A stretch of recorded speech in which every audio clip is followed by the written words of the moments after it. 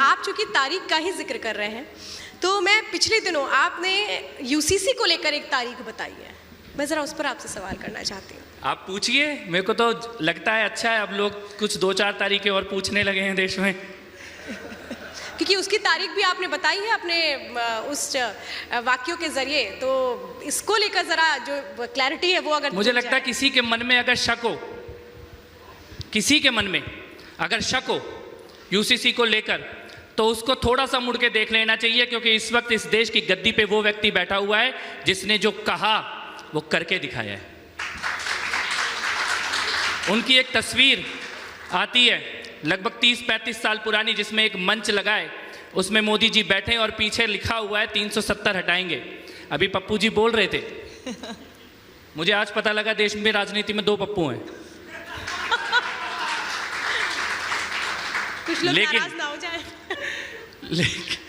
लेकिन मैं उनकी बातों का मैं एक जवाब यहाँ पे दे देना चाहता हूँ। यूसीसी तो आई गई, यूनिफॉर्म सिविल कोड तो आई गई, लेकिन इस देश में बहुत सारे लोग गंभीरता से जाति की बात जरूर कर रहे हैं, लेकिन कुछ लोग बहुत ही हल्के तौर पर भी कर रहे हैं। और ये जो नया पूरा गठबंधन बना है, जिसमें कभी ओबीसी के बारे में कोई जुमला फेंक दिया जाता है, कभी जाति के बारे में, इसका एक छोटा सा मैं आपको नाम बता देता हूँ।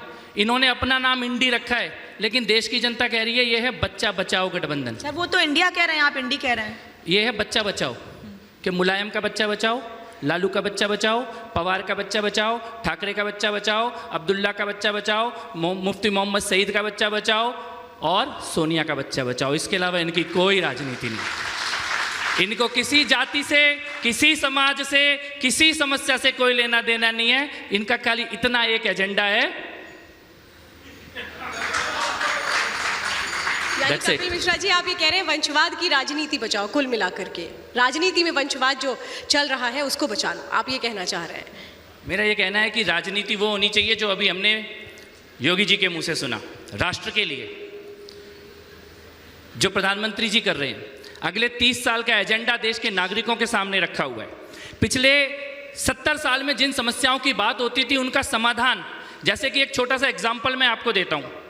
पंडित नेहरू ने भारत की संसद में खड़े होकर यह बात बोली कि जिस दिन इस देश में हर परिवार के पास शौचालय होगा, उस दिन भारत का विकास शुरू हो जाएगा।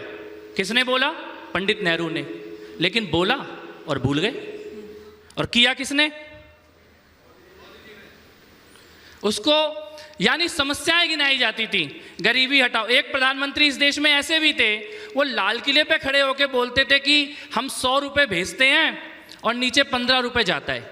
प्रधानमंत्री बोल रहे थे इस देश के लाल किले से, भाई 100 रुपये भेजते हैं, 15 रुपये जाता है, तो बीच में क्या तुम्हारा बाप खाता है? अब क्यों नहीं जाता? यानी समस्या थी लीकेज, समस्या थी करप्शन। अब सेंटर से जो पैसा जाता है 2000 रुपये अगर खाते में जाना है, तो आखिरी गांव में बैठे आखिरी व्यक्ति के खाते में पूरा 2000 जाता है। समस्या थी शौचालय, तो बना के दिए 11 करोड़। जल की समस्या, पानी का, उज्ज्वला का। तो मैं ये कहता हूं कि राजनीति ये होनी चाहिए, समस्याएं गिनाने की राजनीति इस देश ने बहुत देखी है, समाधान की राजनीति। और शायद भारत का ये जो नया राजनीतिक वर्तमान है, ये समाधान की राजनीति का वर्तमान है। ठीक है।